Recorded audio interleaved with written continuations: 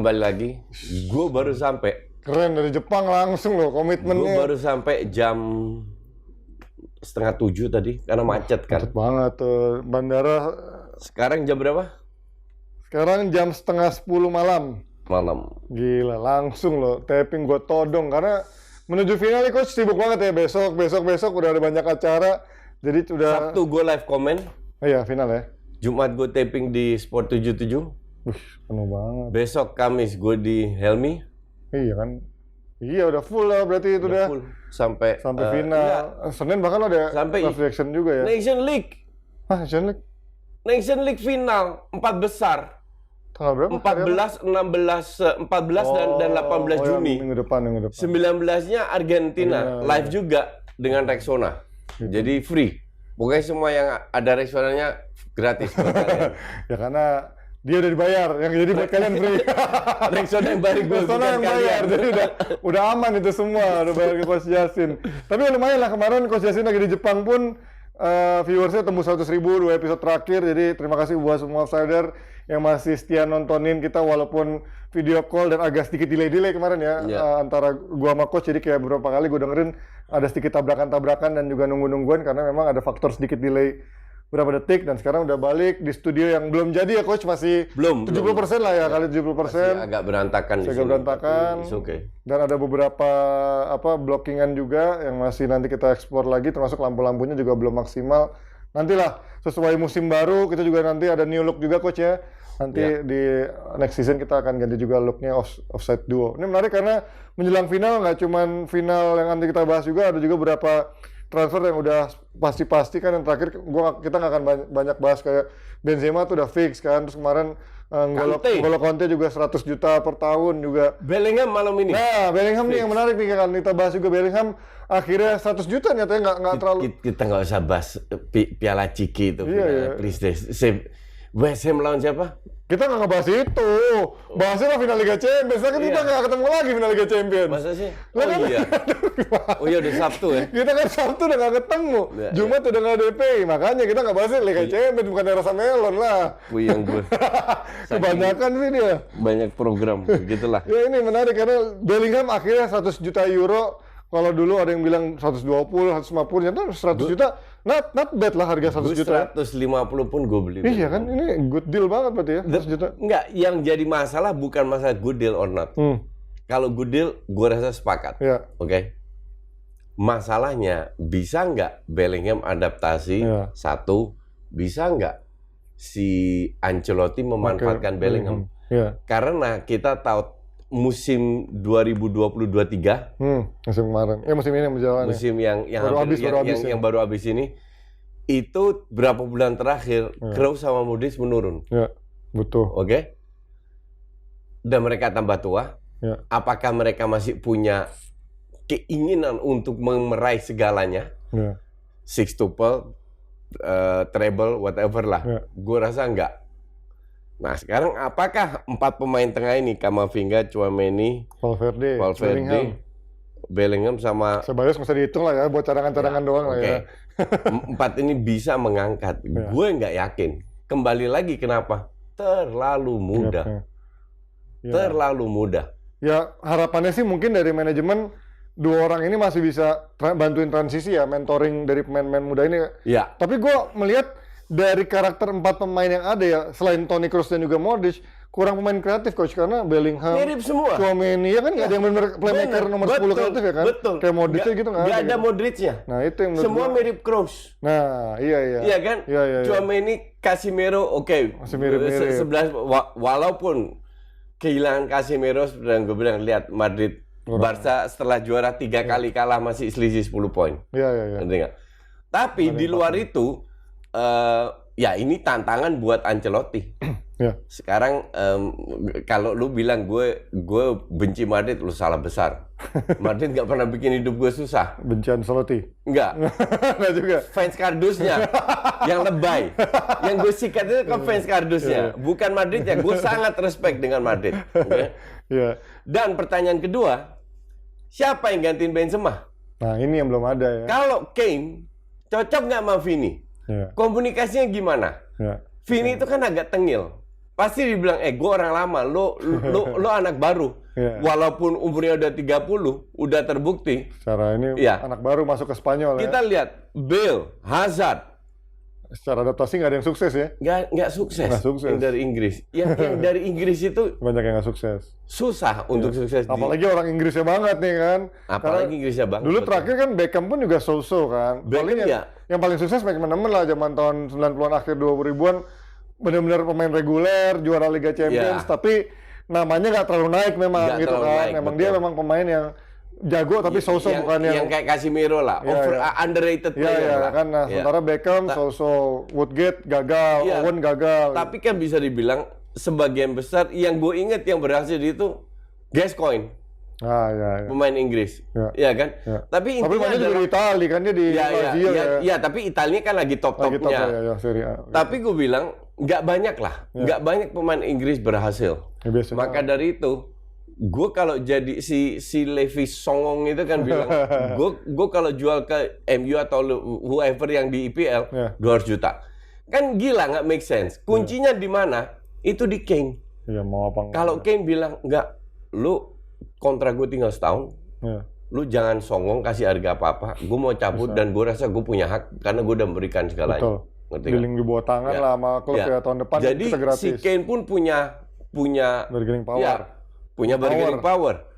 Intinya adalah gue setuju kalau seandainya Kane bilang kalau lu mau jual gue di atas 100 juta, contoh dia 100 juta, gue gak akan kemana-mana, gue stay sini, tahun depan gue free. Iya, bisa juga kayak gitu ya. Iya dong, pemain harus punya karakter juga, jangan iya aja semua yang dibilang. Apalagi cuma setahun sisa kontraknya, beda kalau misalkan 2 tahun gitu. Kalau lo diancam misalnya, oke, lo mau ngancem kayak gitu, gua asingin ke tim B kayak dulu. Siapa kan ada kan yang Ozil juga pernah kan diasingin. Bukarde 3 tahun. Tapi kalau dia emang nggak punya ambisi, emang gaji buta aja gitu kan. Nah itu kalau 2 tahun kan mungkin secara kematian karir kalau diasingin ke tim B. Nah kalau Kane cuma 1 tahun, secara ini emang lumayan dia punya bargaining power. Iya. Tolol juga kalau lu asingin Kane, iya kan? Dia nggak punya striker bagus juga. Exactly. Gitu.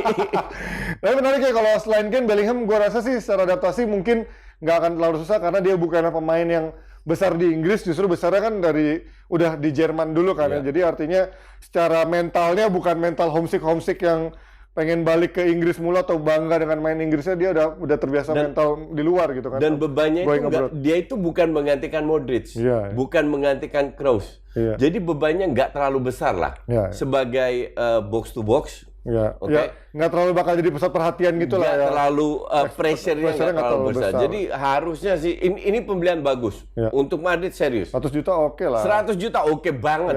Ini akan menjadi pembelian yang sangat menarik. Dan satu lagi good bargain banget, coach, good deal banget oleh seorang McAllister, ternyata cuma 35 ya. Iya. Itu karena dia punya release clause. Sama kayak isunya kan kemarin release clause 60. Orang tanya ke itu kan media semua. Gila loh, tapi 35 gila loh. Nebak manggis. Sama kayak Haaland. Haaland kenapa punya release clause 60? Karena agennya sudah bilang dia main 3 tahun, kalau dijual 3 tahun lu bebas boleh minta. Tapi di tahun ketiga 60 juta. Dan mereka setuju karena mereka mendapatkan benefitnya selama 3 tahun dan kontribusi Haaland kan besar sekali. Tapi itu udah bocor lama kalau itu kan. Kalau Haaland tuh udah bocor lama tuh yang soal 60 juta itu. McAllister ini kan ngetopnya setelah Piala Dunia. Ya sebenarnya udah mulai naik sebelum Piala Dunia, tapi memang momentumnya setelah Piala Dunia, ternyata dia bisa membuktikan dipanggil timnas, pemain yang underrated ini justru bisa bersinar gitu, perform. Dan cocok sama Messi gitu kan. Itu ya Liverpool is smart. Cuman kita udah tahu Liverpool ya harus belajar dari kesalahannya. Jangan beli bocah-bocah 10-15 juta yang ujungnya flop semua. Mending beli yang ya di atas 30 juta lah. Ya kecuali lu beli Oxlade itu 30 juta lebih flop juga. Ya, ini good deal banget sih karena good deal banget. Tadinya dia sempat ngincer Bellingham kan 120, 100 juta. Ya gue nggak yakin dia punya uang sebanyak itu. Tidak mau beli pemain. Maksudnya tidak mau dan apalagi dengan budget terbatas kalau udah habis satu pemain dia nggak bisa nutupin yang lubang-lubang lain kan. Champions League kan. Iya. Nyari bek kanan menurut gue juga butuh. FSG itu kan hitung-hitungan banget. Iya. Ya bisnis banget lah. Bukan back kanan, back kiri sebagai pelapis tengah, partnernya Van Dijk. Iya. Pemain kreatif pelapisnya Thiago yang 290% cedera terus. Nggak pernah main ya. Iya kan? Iya. Terus kalau depan masih oke lah. Depan masih oke, bisa rotasi. Jota, iya. Asal nggak apes kayak kemarin cedera semua ya, Jota sama Luis Diaz ya. Ada 5, Salah, Gakpo, Nunes, Jota sama Luis Diaz. Banyak itu oke lah. Itu cukup untuk 3 karena mereka bisa bermain di semua posisi kan. Iya. Tapi ya tengahnya, kembali lagi ke tengahnya. Ya sementara kalau kita bandingin McAllister yang benar-benar good deal banget 35 juta, rivalnya dong MU katanya ngincer Mason Mount 60 juta kok, emang bangke banget. Kalau ini Mason Mount menurut lo berapa harga paling pantas? Ya di luar dia main Inggris ya. Kan lo sempat bilang dia pemain yang kerja keras, kalau dikasih di belakang posisi yang benar cukup oke lah. Ya, gue rasa Mason Mount ini kalau di MU atau bahkan di Arsenal gantiin Granit Xhaka itu oke loh. Ya, atas kerjanya bagus ya. Atau bahkan gantiin Odegaard juga bisa ya. Dia bukan pemain top, dia nggak se-skillful Odegaard.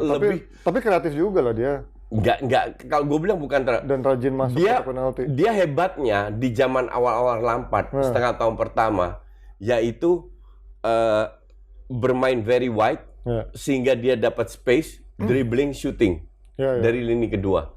Bukan orang yang passing. Jadi pemain kayak gitu, kembali lagi tergantung pelatihnya, bisa dimanfaatkan di semua tim. Cuman melihat backgroundnya yang kurang bagus musim ini, 2 tahun terakhir jelek lumayan. Cedera juga dia berapa kali. Ya, gue bilang sih ya 40 lah. 40 ya? Maksimal 40.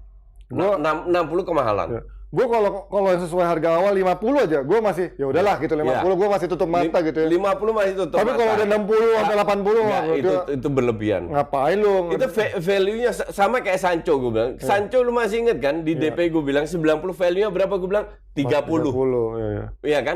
Dan terbukti gak pernah. Mason Mount gue naikin dikit 40 masih oke. Iya, ini ya itulah makanya kita lihat nanti Mason Mount ini beneran memang di negotiation sama MU apa enggak, karena isunya Mount bilang dia masih tetap pengen di Chelsea, tapi gue nggak tahu tuh apakah bener dia masuk daftar jual sama Chelsea. Dan balik lagi tergantung siapa pemilik MU, karena hari ini ya betul bid kelima udah dilancarkan sama Qatari ya. Tapi feeling gue ya 6,5 ya jadinya ya katanya isunya. Gue baca 5,2 terakhir. Gue juga nggak tahu, itu masih gue nggak tahu. Belum ada yang bener-bener ini. Nggak, intinya adalah berdasarkan pengalaman gue ya, itu dibeli.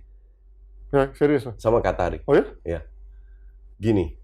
Wah, ini bagus nih. Gue suka nih akhirnya positif nih. Ya, gue sih nggak suka apa yang gue omongkan. Tapi positif nih akhirnya. Gue harus objektif. Gimana Coach? Gue harap sih gagal. Jangan dong. Serius. Gue harap ke Redcliffe sebagai fans Arsenal ya. Tapi kan gue selalu objektif. Ini gue bilang. Di awal-awal. Value pasarnya MU itu 3,5. Ya. Oke? Awal-awal Qatari kasih bid itu 3,5 kalau nggak salah. Plus 5. Utang dilunasin, plus fasilitas sama beli pemain. Glazer, I don't care. Kalau gue lepas. Lu mau ngapain, I don't care. Masukin Redcliffe 4 juta di UPN. Tapi statement yang dari awal gue pegang dari Qatari itu apa? Kita tidak mau diadu. Iya, benar. Iya kan? Iya. Apa yang terjadi? Redcliffe masuk, dia ikut. Redcliffe naikin, dia ikut. Dia ikut. Artinya, lu mau. Jadi, kesimpulan yang gue ambil, lu ngebet banget untuk ambil MU. Iya. Oke? Benar. Kenapa ngebet banget untuk ambil MU? Karena Castle udah beli Saudi. Iya. Muhammad bin Salman punya 4 klub di Saudi. Di Saudi, termasuk Nasser, Ittihad, Hilal, itu lagi lupa itu. Yang datengin Benzema, yang datengin Kante, semua. Semuanya. Jadi jangan kaget. Ini kan untuk Saudi 20-30.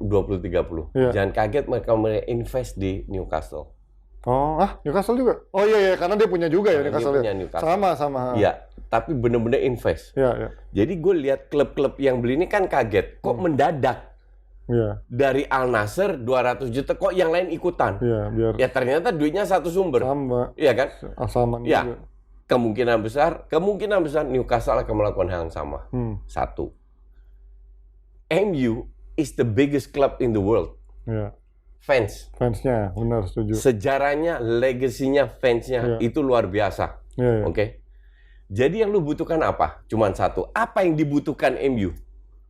Support. Duit sama manajemen. Manajemen sudah dibenahi. Mulai dibenahi. Oke, Erik ten Hag. Pelatih juga. Sejelek-jeleknya Erik ten Hag, karakternya sudah kelihatan. Oke, ini kan tergantung kualitas pemain lagi. Pada saat itu terjadi, lu ngangkatnya begini. Beda sama lu ngangkat City. Ya, dari awal, dari nol banget. City itu nothing sebelum. Iya kan? Bener. Iya kan? Ya.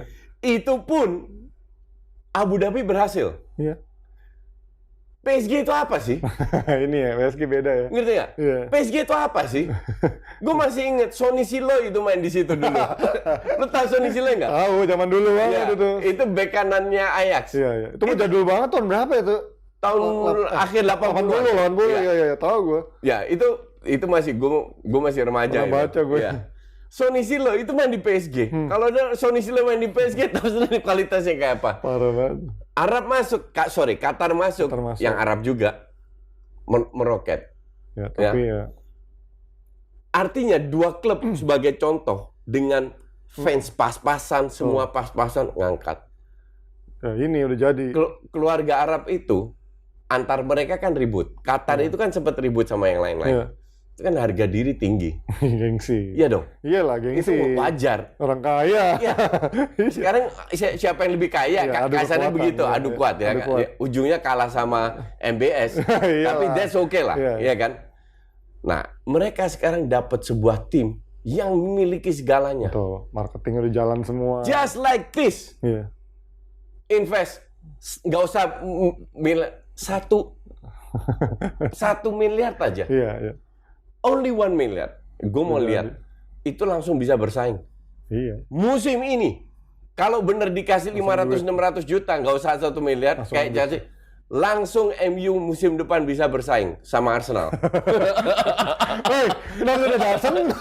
Kan nggak dibeli siapa-siapa Arsenal. Kan Arsenal bersaing sama City. Sama City. Jadi, gue kalau punya duit dari perspektif gue, lu itu udah dimainin. Iya. Lu itu udah dimainin. Lu naikin harga terus kan. Dan lu tetap mau, wah ini orang ngebet. Iya. Dan gue nggak heran. Gue kalau jadi si Tani ini, gue lakukan hal yang sama. Karena lu udah beli barang bagus. Iya. Barang jadi nih. Barang jadi. Tinggal duit doang. Iya. Semua udah ada, ngerti nggak? Ini kayak udah beli usahanya udah jadi, tinggal lu jalanin, suntik aja bisnis. Yang susah dan itu dibuktikan sama City dan PSG. Kan adalah waktu yang lu tidak bisa beli. Iya. Waktu itu mereka sudah bangun. Proses.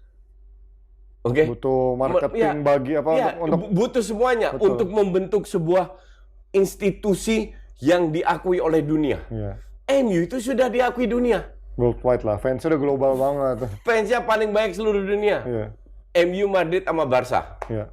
Beda-beda tipis semua lah. Income juga tiap tahun biasanya segitu-segitu ya. Walaupun sekarang City nomor 1, tapi MU 3-4 besar masuk lah. Karena berapa tahun terakhir hancur, jadi mereka dari nomor 1 menurun. Jadi ngangkatnya itu gampang banget. Iya kan? Jadi. Dengan segala faktor itu, gue bilang MU dibeli nih. Walaupun ada itu indikasi katanya dia udah bilang nggak akan mau lagi ada bid berikutnya kalau ini nggak jadi. Ini udah berkali-kali kita. Ini kan bid kelima katanya. Karena katanya waktunya juga dia udah harus. Udah habis kan? Mungkin dari pihak Glazer. Glazer itu owner loh. Iya. Terserah dia dong. Iya, mau ke siapa kan? Bid kedua. Bid ketiga. Bid keempat. Bid kelima. Ini kami udah ngancam si Qatar ini ikut terus kan? Iya. Pernah nggak dia bilang kita mundur? Belum, cuman katanya indikasi sekarang udah ngancam ultimatum. Dia nggak akan ada another bid kalau ini akhirnya ditolak juga gitu. Atau nggak ada follow up-nya katanya. Kalau sana 6 juta itu hampir 2 kali value-nya MU. 6,5 kemungkinan gila sih. Dan Glazer goblok ya kalau he doesn't care. Yang dia peduli kan cuma duit. Iya. Mau MU kalah, mau apa. Iya kan nonton aja cuman pas final. Final Piala Kemarin Ciki. itu juga munculnya yang kaget gue ada dia. Itu pun dibayarin sama MU loh. Nggak bayar sendiri. Semuanya akomodasi dibayar MU. Sekali nonton 250.000. Itu berapa? Itu 3,5 M gitu. Bangsat emang orangnya. Sekali doang 3,5 M. Iya, dibayar MU. Dan kan udah kelihatan you don't care. Iya. Ya tapi itulah gue nggak ngerti sih karena kalau nih let's say ternyata akhirnya nggak di follow up juga dan akhirnya dia memilih Radcliffe, gue nggak ngerti ada agenda apa yang dicari sama Glazer karena walaupun dia masih ada kan minoritas katanya kan, apa yang mau dilakuin 9%. Apa yang mau dilakuin ya setelah kan? 3 tahun diambil alih semua. Nah makanya gue bingung apa agenda yang dia cari kalau pada akhirnya dia milih Radcliffe dibandingkan si Al-Thani itu. Sebenarnya itu hitungannya is very simple. Kalau Radcliffe nggak masuk, artinya value MU ya gitu-gitu aja. Ya, nah sekarang kan jadi naikin value-nya ya kan, ada kompetitornya. Ya, jadi kalau dia pinter, oke, gue dapat 9% selama 3 tahun, ya value gue paling naik 50 juta, 25 juta. Kecil lah. Kecil lah. Let's say 100 dari 3,5 M ke 3,6 M ke 3,7 M. Jadi forward, mending gue ambil ini langsung 6,5. 2 kali lipat dari harga sekarang kan. Atau 6 lah, nggak usah 6,5, 6 aja. Itu udah good deal. 6 miliar. Iya. 6 miliar. Jadi untuk gue sih, ya gue lihat sih nggak ada alasan untuk si Tani ini nggak ambil. Kalaupun akhirnya ditolak sama Glazers, kan ini Tani ini ngancem. Iya, ultimatum katanya nggak. Oke, ditolak. Jalur apa yang main? Jalur politik yang main. Serius jalur politik yang main. Kayak kemarin ya akhirnya negonya Arab sukses ya Newcastle ya. Lu pikir Qatar ditunjuk nggak lewat jalur politik? Iya, itu juga ya, ada kan? politisnya pasti. Lewat Sarkozy, panggil Platini. Iya kan? Iya. Padahal Platini nggak mau pilih Qatar. Iya. Dia udah ada ininya sendiri kan Amerika ya masalah Platini. Ini demi kepentingan negara, man. Jadi mereka kan, gue tau lah Qatar itu kayak apa, mereka main lewat jalur politik. Maka dari itu gue bilang, ini dibeli. Semoga gue salah. Semoga dia ke Radcliffe. Ya kita lihat nanti apa. Kalau Salman gue yakin akan secepat itu. Tapi kalau Al-Thani gue nggak tahu akan menggunakan powernya lewat politik apa enggak. Ujung-ujungnya pemerintah juga. Iya sih. Negara Timur duit ya. Negara Timur Tengah itu parlemen dan lain-lain itu di atas kertas itu owner semua. Yang punya negara itu owner. Kalau kita bilang monarki, Belanda monarki, Belgia monarki, tapi nggak punya power, cuman gunting pita doang. Iya serius. Iya benar-benar monarki kan? Tapi di Timur Tengah mereka ngatur semua. Karena mereka memang punya. Bukan Qatar, Saudi doang, all. Mereka memang menguasai semua ya. All itu punya keluarga semua.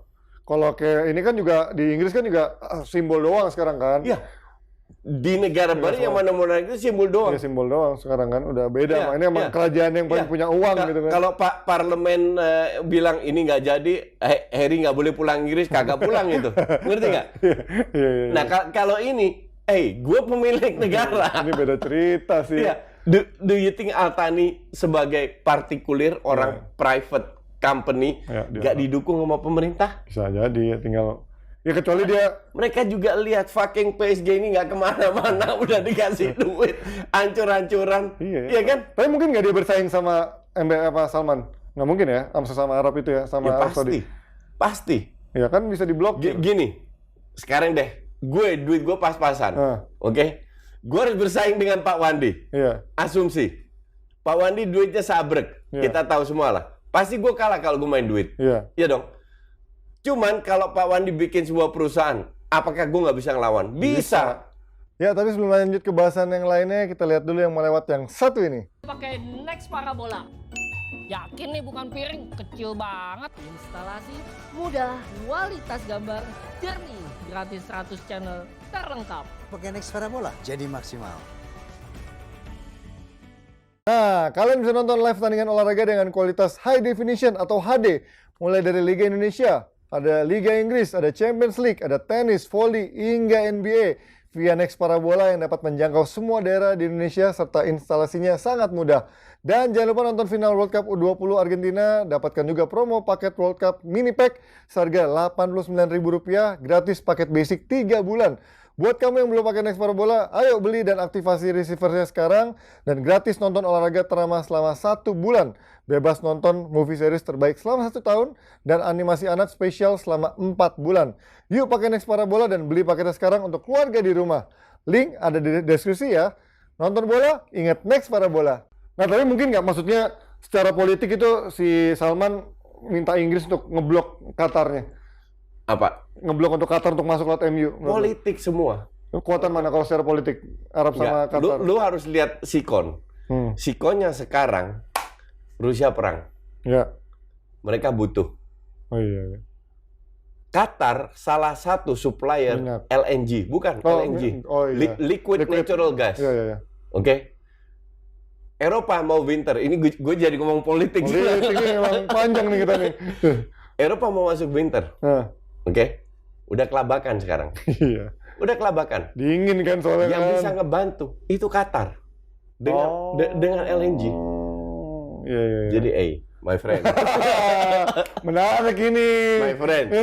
Lu coba ngomong sama Glazer, kasih MU ke gue supply lo ekstra. Jadi optimis lah fans MU yang selama ini udah pasrah-pasrah aja kan. Gue itu berusaha untuk cari celah untuk meyakinkan diri gue sendiri bahwa dia akan ke Redcliffe. yang kesel kan Helmi Yahya. Iya. Sebagai fans Kesel banget dia bilang, coach jangan gitu lah. Kan gue bilang. Sampai fans MU akhirnya pasang udah asal bukan Glazer nggak apa-apa Redcliffe dulu gitu kan. Gue suka ngebully dia kan. Helmi Yahya. Tapi kalau sekali lagi objektif dari segala faktor yang gue baru ungkapkan tadi, hampir 99% lah. Kalau 95 itu Inter City. Kalau ini 99%. 99. Lu lihat MU City berapa 60-40 kan? Iya. Nah, ball possession 60-40. Tapi di babak pertama jelek loh City mainnya ya kan Enggak 90 menit. Gue bilang nggak niat banget. Ya, gue juga kemarin bilang di DPI dia mainnya cuma 70% 40%. Iya. Takut cedera juga. Iya, mungkin kan? Takut cedera. Pokoknya bukan City yang kita lihat lawan Madrid. Apalagi udah unggul. Nanti kita lihat lawan Inter.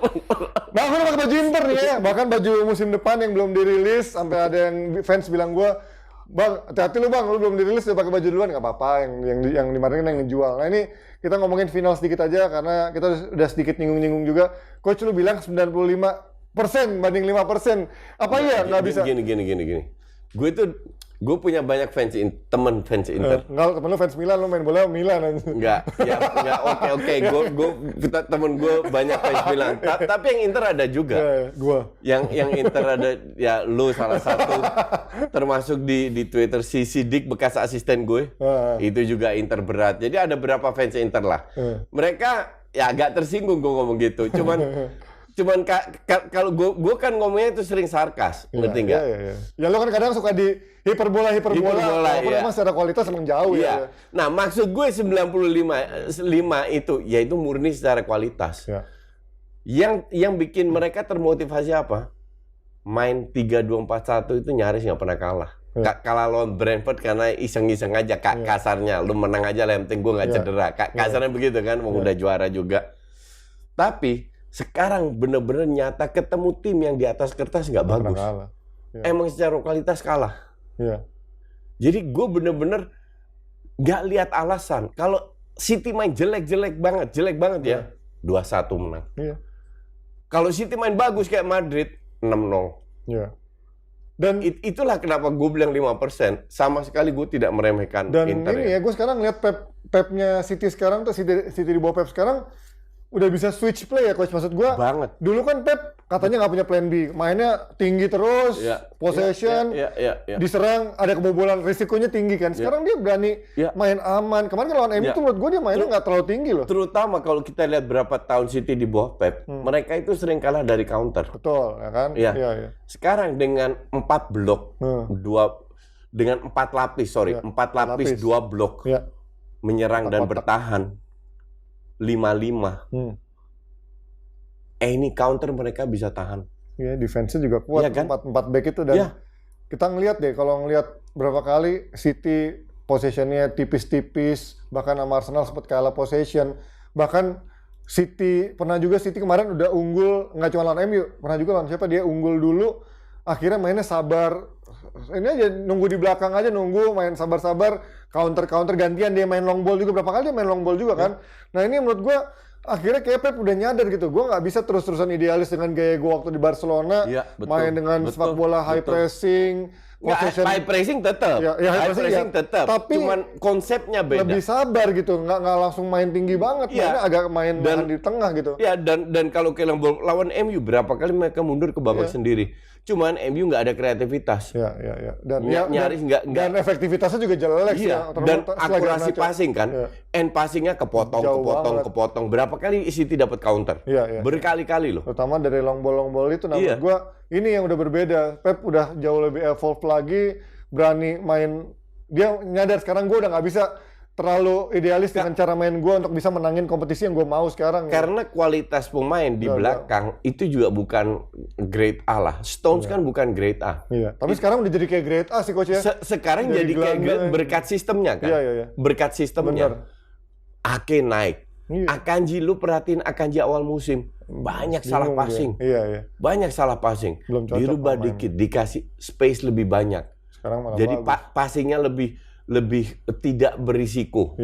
Sekarang malah bagus. Jadi kembali lagi dia bisa, karena itulah Pep is the best coach in the world. Ya, gue setuju sih. Dia bisa melihat kualitas pemainnya, dia adaptasi sistem ke kualitas pemainnya, bukan sebaliknya. Dan juga, ya maksud gue dia juga udah berapa tahun terakhir udah kayak bongkar pasang, beli ini, beli itu. Akhirnya sekarang udah ketemu nih kan. Dia berani buang Sané, buang Sterling dengan gantiin Jack Grealish, naikin Foden, terus juga datengin back-back yang menurut gua kok dia tiba-tiba datengin Akanji, udah punya Laporte. Ternyata semuanya dia udah punya konsep yang dia bangun, walaupun menurut gua awal-awal masih belum terlalu pakem gitu, masuk datengin mainin siapa dulu? Lewis Hall ya? Apa Rico Lewis ya? Ya itulah menurut gua yang nggak begitu bagus. Buang Cancelo. Nah ini menurut gua kok ini orang berani, ternyata perjudian ini udah dia konsepin kelihatannya, dan sekarang udah jadi sistem yang udah jalan banget, siapapun yang main udah jalan gitu ya. Nah ini menurut gue emang gue setuju, bahkan kemarin gue ngobrol sama fans salah satu pengurus komunitas Inter ya, dia juga bilang, gue ceritakan lucu deh, gue ngobrol sama Coach Justin, gue dimaki-maki sama fans Inter, lo fans Inter yang nggak ngefans sama Inter, masa lo bilang lo diem aja, Coach bilang 5%, lo diem aja, Inter diketawain. Gue nggak ngetawain Internya, tapi memang gue meyakini kualitasnya City jauh di atasnya Inter, terlepas dari... Lu realistis. Mereka nggak sadar bahwa sepak bola itu lo harus realistis. Makanya gue nggak pernah bilang Arsenal juara. Iya.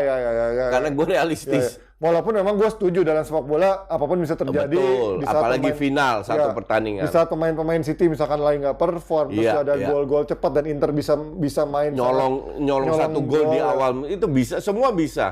Makanya itulah 5%-nya untuk nyolong satu gol itu.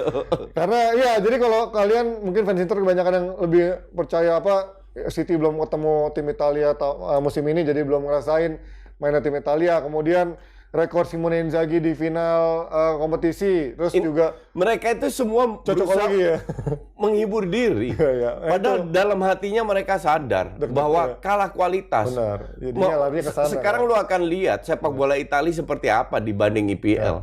Tapi on the bright side-nya adalah buat main Inter harusnya mereka nggak tegang lagi, karena mereka tahu secara pressure-nya City emang tim yang jauh di atas mereka. Kalau kalah pun nggak ada yang ngebully Inter. Karena ini paling fans Milan doang. Iya kan. Sama Juve. Nggak ada, itu sebuah prestasi. Kalau bisa ibarat kalah 1-2 gol, itu udah prestasi buat Inter. Dan gue selalu bilang kalau Inter bisa nyolong sama City adalah karena faktor defense-nya harus kuat pertama, kemudian dia menangin second ball-nya, terus dia punya pemain-pemain yang bisa ngegolin dari second line, tendangan-tendangan jarak jauh, nyolong. Kayak kita tahu dulu MU ngalahin Barca di semifinal lewat satu-satunya gol dari Paul Scholes. Nah, Inter tuh punya pemain-pemain kayak Hakan Çalhanoğlu, shooting jarak jauh, Barella punya shooting jarak jauh, atau crossing jarak jauh yang bisa kemelut-kemelut di kotak. Inter must have a good day, City bad day, baru bisa. Nah iya, harus kayak gitu ya. Tapi kalau City good day, Inter good day, udah. Selamat ngubur pantat. Selamat dibantai lebih tepatnya ya. Kalau udah sampai kayak good day-nya City, apalagi kalau misalkan good day-nya City, bad day-nya Inter, udah kayak Madrid kemarin kan. Selesai. Madrid udah bad day ketemu City yang lagi bagus-bagusnya dibantai kemarin. Nah, Madrid loh dibantai. No chance lah itu. Ya itulah, tapi gua nggak prediksi ini akan dibantai. tipis-tipis lah gue ngerasa ini Inter lawan City. Semoga nggak dibantai harapan gue. Karena gue belum pernah membayangkan juga ya. Semua fans Inter begitu. Mencari alasan, data-data semua dikeluarin. Cocokologi kalau itu mah. Cocokologi. Udahlah, realistis saja. Nggak ada yang ngebully Inter kalau Inter kalah dan dibantai. Udah santai aja. Ini udah prestasi. Sampai tadi ada yang baru video anjing, prediksi anjing yang kayak masukin bola basket. Iya, gue lihat. Ini bang, ini juga satu cocokologi. Kayak gini-gini ya banget dah. Fans Indonesia itu gitu banget dah. Ya intinya kalau Inter ibaratnya yang bisa memenangkan Inter adalah miracle ya. Gue setuju tuh kayak miracle Istanbul. Ya itu ketika City mainnya jelek, Inter bisa nyolong, itu adalah sebuah miracle buat Inter dan buat Liga Champions soalnya. Tapi kalau ngomongin di atas kertas, ngomongin secara track record, secara kualitas, gue yakin City di atas Inter, terlepas gue fans Inter. Lu kalau mau ngebully gue, lu nonton live komen di Just Talk. Free nih, free. Komen gue buka semua, gue kasih lu kesempatan. Kalau gue salah silahkan hajar gue. Gue kasih kesempatan kan, gue fair dong. Iya, lu dibayar, lu bodo amat. Biasanya komen gue tutup loh. Iya kan hanya itu untuk member. Mau member yang bayar lu. Sekarang gue buka komen. Karena lu dibayar sama Rexona. Waktu Rexona Piala Dunia, komen gue tutup. Oh, tutup komen lu. Oh iya. Komen gue tutup. Sekarang dibuka. Ya, sekarang waktu Piala Dunia semifinal dan final. Gratis nonton, tapi komen gue tutup. Oh. Sekarang gue buka. Karena gue cukup fair untuk lihat apakah gue bener atau enggak omongan. Tuh ya. Gue kasih lu kesempatan untuk ngebully gue di komen. Kita lihat nanti hari Sabtu siapa yang menang antara Inter atau City di Liga Champions sekaligus menutup musim ini ya. Gue sih berharap karena gue penonton netral, gue berharap good match. Ya, gue juga berharap itu aja. Gue hanya berharap good match. Siapapun yang menang. Mau Inter yang menang, I don't care juga. Ya gue sih nggak pengen. Gue bukan karena gue fans Inter ya. Gue nggak pengen Inter dibantai juga karena jadinya kayak seru. Ya final dibantai tuh kayak anjing final berarti kelihatan banget Liga Champions kualitasnya bisa jomplang gitu di final kan. Karena dulu kan ibaratnya Spurs saja di final nyata hasilnya nggak jomplang-jomplang banget kan. Ya we'll see seperti apa nanti kita lihat di weekend besok dan kita akan review di hari Selasa di Offside 2 episode mendatang. See you when I see you. Thank you Offsider. Sampai ketemu di episode mendatang. Bye-bye.